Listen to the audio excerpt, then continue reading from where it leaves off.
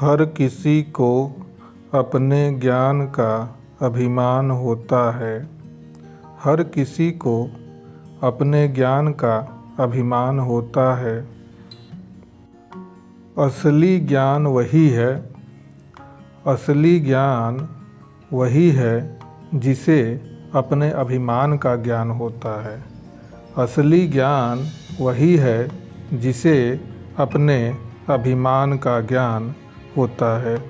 नमस्कार मित्रों, आज के इस 52वें एपिसोड में आपका स्वागत है। हम विज्ञान के कक्षा 8 के पाठ तारे और सौरमंडल के विषय में बातचीत कर रहे हैं। मित्रों, हमने तारे और सौरमंडल के कुछ भाग अन्य 5 में पढ़ा। उसमें हमने कई पिंडों के बारे में बात की, जिनमें मुख्य रूप से सौरमंडल के ग्रह, जिन्हें आंतरिक एवं बाह्य ग्रहों के बारे में बात किया गया। उसके बाद हमने क्षुद्र ग्रह और उल्कापिंड तथा पुच्छल तारे के बारे में बात किया। क्षुद्र ग्रह, जिसे हम एस्टेरॉयड्स कहते हैं, हमने बताया कि मंगल और बृहस्पति की कक्षाओं के बीच असंख्य छोटे छोटे ऐसे पिंड होते हैं जो सूर्य की परिक्रमा करते हैं, जिसे ही हम एस्टेरॉयड्स या क्षुद्र ग्रह कहते हैं। उल्कापिंड के बारे में हमने बताया कि सूर्य के चारों तरफ चक्कर लगाने वाले पत्थर के छोटे छोटे टुकड़ों को हम उल्का पिंड कहते हैं। कभी कभी पृथ्वी के ये इतने निकट आ जाते हैं कि पृथ्वी के वायुमंडल के साथ रगड़कर जलने लगते हैं और जलकर पृथ्वी पर गिर जाते हैं, जिसे ही हम टूटता हुआ तारा कहते हैं। पुच्छल तारा के बारे में हमने बताया कि पुच्छल तारा अथवा धूमकेतु चट्टानों, बर्फ, धूल और गैस के बने आकाशीय पिंड होते हैं। अक्सर ये आकाशीय पिंड अपनी कक्षा में घूमते हुए सूर्य के पास आ जाते हैं। सूर्य के ताप के कारण इसकी गैसें धूल और बर्फ वाष्प में बदल जाती है। यही वाष्प मुख्य पिंड से एक लंबी सी चमकीली पूंछ के रूप में बाहर निकल जाती है। गुरुत्वाकर्षण के कारण इस तारे का सिर सूर्य की तरफ तथा पूंछ हमेशा बाहर की ओर होता है, जो हमें चमकता हुआ दिखाई पड़ता है। तो ये रहे क्षुद्र ग्रह, उल्कापिंड और पुच्छल तारे के बारे में। क्षुद्र ग्रह कभी कभी बहुत बड़े बड़े पिंड होते हैं जो किसी भी ग्रह या उपग्रह पर टकराकर काफ़ी नुकसान पहुंचाते हैं और काफ़ी भाग उस पिंड का नष्ट कर देते हैं। अब हम आगे बात कर रहे हैं कुइपर मेखला की।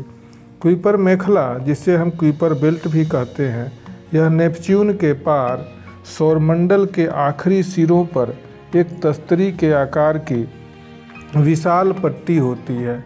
इसमें असंख्य खगोलीय पिंड उपस्थित होते हैं, जिनमें कई बर्फ से बने होते हैं। धूमकेतु इसी क्षेत्र से आते हैं। कई खगोलविदों का ऐसा अनुमान है कि यहाँ ग्रह जैसे कई बड़े आकाशीय पिंड भी हो सकते हैं। प्लूटो भी इसी कुइपर मेखला में स्थित है। हमने बताया था कि हमारे सौरमंडल में अगस्त 2006 से पहले 9 ग्रह माने जाते थे। यम, जिसे हम प्लूटो कहते हैं, 9वां ग्रह था। यह नेपच्यून की कक्षा का अतिक्रमण करता था। अतः 24 अगस्त 2006 को अंतर्राष्ट्रीय खगोलीय संघ IAU ने यम को ग्रह की श्रेणी से हटा दिया। प्लूटो, जो नेपच्यून की कक्षा का अतिक्रमण करता था, इसका अर्थ यह है कि वह नेपच्यून के कक्षा के अंदर चला जाता था, जबकि ग्रह की परिभाषा यही है कि कोई ग्रह किसी के कक्षा को न काटे। अब हम आगे ब्रह्मांड के बारे में बात करेंगे। हमने तारों भरे खुले आकाश में एक ओर से दूसरी ओर तक फैले सफ़ेद चौड़ी पट्टी की तरह चमकदार पथ या मार्ग को हमने देखा है। यह हम हमेशा आसमान की तरफ यदि दृष्टि डालें तो देखते हैं। यह करोड़ों तारों का समूह है। इस पट्टी को हम आकाशगंगा या गैलेक्सी कहते हैं। हमारी आकाशगंगा का नाम मंदाकिनी है, जिसे हम मिल्की वे भी कहते हैं। जो भाग पृथ्वी से दिखाई देता है उसे हम मिल्की वे कहते हैं। इसका आकार सर्पिलाकार तस्तरी जैसे स्पाइरल डिस्क होता है उसी के तरह का होता है। इसमें लगभग 1 अरब तारे हैं। हमारा सौरमंडल भी इसी आकाशगंगा का एक भाग है। इस प्रकार की करोड़ों आकाशगंगाएं मिलकर हमारे ब्रह्मांड का निर्माण करती हैं। हमने कभी विचार किया है कि हमारे ब्रह्मांड में आकाशगंगा, सूर्य, पृथ्वी तथा आकाशीय पिंडों की उत्पत्ति कैसे हुई होगी? इसके बारे में हम आगे चर्चा करेंगे। क्योंकि ये सभी, चाहे आकाशगंगा हो या सूर्य हो, तारे हों या अन्य आकाशीय पिंड हों, ये बहुत दूर पर स्थित होते हैं। इसके लिए हम सामान्य दूरी से इसे नहीं नाप सकते। इसलिए हम इसके लिए एक दूरी का बहुत बड़ा मात्रक प्रकाश वर्ष का उपयोग करते हैं। यह दूरी मापने की इकाई है। प्रकाश द्वारा अंतरिक्ष में 1 वर्ष में चली गई दूरी प्रकाश वर्ष कहलाती है। इसकी माप लगभग 946 खरब, जिसे हम 9.46 ट्रिलियन कहते हैं, किलोमीटर होती है। तारों के मध्य दूरी, आकाशगंगा का आकार, आकाशगंगाओं के मध्य दूरी आदि दूरी नापने के लिए हम प्रकाश वर्ष का प्रयोग करते हैं। हमारी आकाशगंगा इतनी विशाल है कि प्रकाश की गति से चलने पर इसके एक सिरे से दूसरे सिरे पर यदि हम यात्रा करें तो फिर भी हमें 1 लाख वर्ष लगेंगे। अब हम ब्रह्मांड की उत्पत्ति कैसे हुई उसके लिए एक सिद्धांत है जिसे हम बिग बैंग कहते हैं, उस पर चर्चा करेंगे।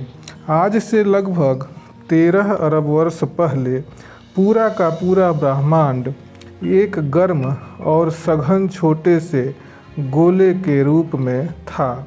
अधिक गर्मी और सघनता के कारण इसमें अचानक विस्फोट हो गया। इस विस्फोट को ही हम बिग बैंग कहते हैं।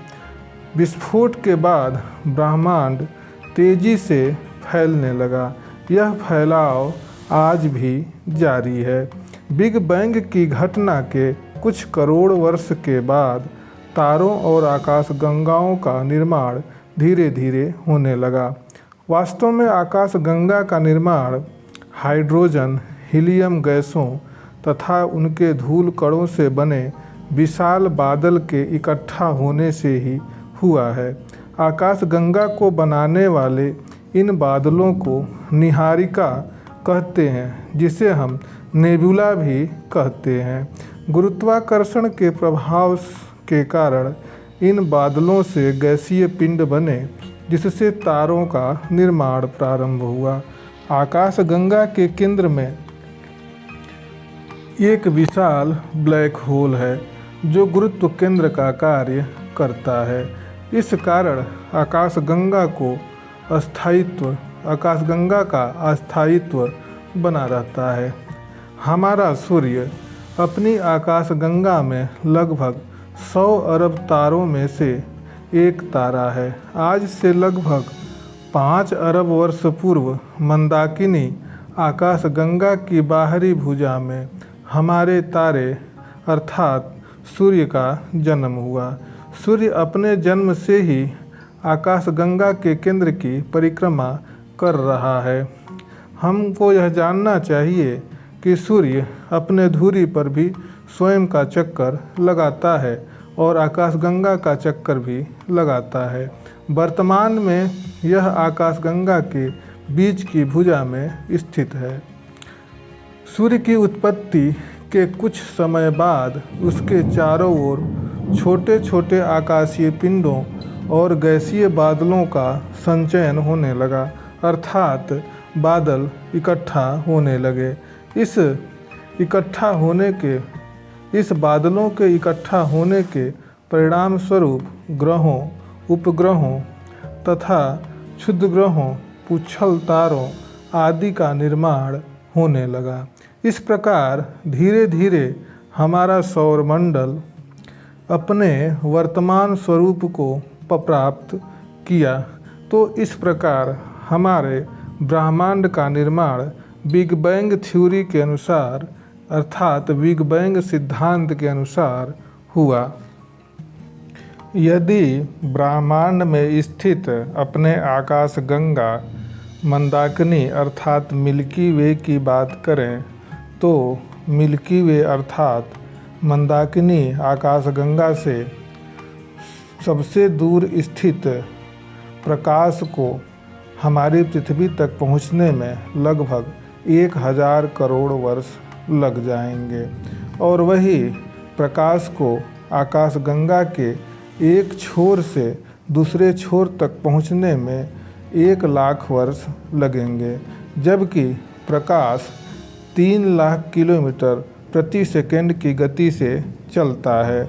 फिर भी सौरमंडल को पार करने में उसे 24 घंटे का समय लगता है। अब हम एक ऐसे पिंड की बात करते हैं जो हमारे ब्रह्मांड में स्थित होता है, जिसे हम कृष्ण विवर अर्थात ब्लैक होल के नाम से जानते हैं। जैसा कि हमने बताया कि हमारी आकाशगंगा के मध्य में एक विशाल ब्लैक होल है जो गुरुत्व केंद्र का कार्य करता है, जिसके कारण आकाशगंगा का अस्थायित्व बना रहता है। तो यह आखिर कृष्ण विवर या ब्लैक होल होता क्या है? ब्लैक होल एक ऐसा आकाशीय पिंड है जिसका बहुत अधिक भार अथवा द्रव्यमान अत्यंत सीमित स्थान पर एकत्र होता है, अर्थात एक ही जगह पर कई लाख टन इसका भार स्थित होता है। अर्थात यदि हम एक चम्मच ब्लैक होल में से यदि निकालें तो उसका वजन कई मिलियन टन के बराबर हो जाएगा। अर्थात ब्लैक होल का घनत्व बहुत अधिक होता है।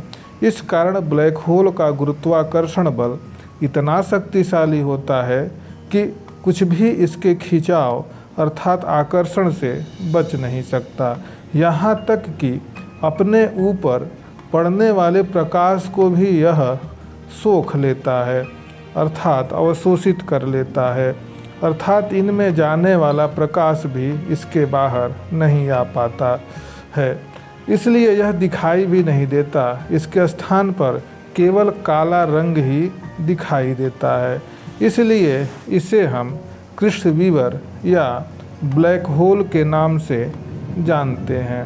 हमारे ब्रह्मांड में कई ऐसे ब्लैक होल स्थित हैं जिसका हम जिक्र आगे की कक्षाओं में करेंगे और आप सब आगे की कक्षाओं में इसे पढ़ेंगे।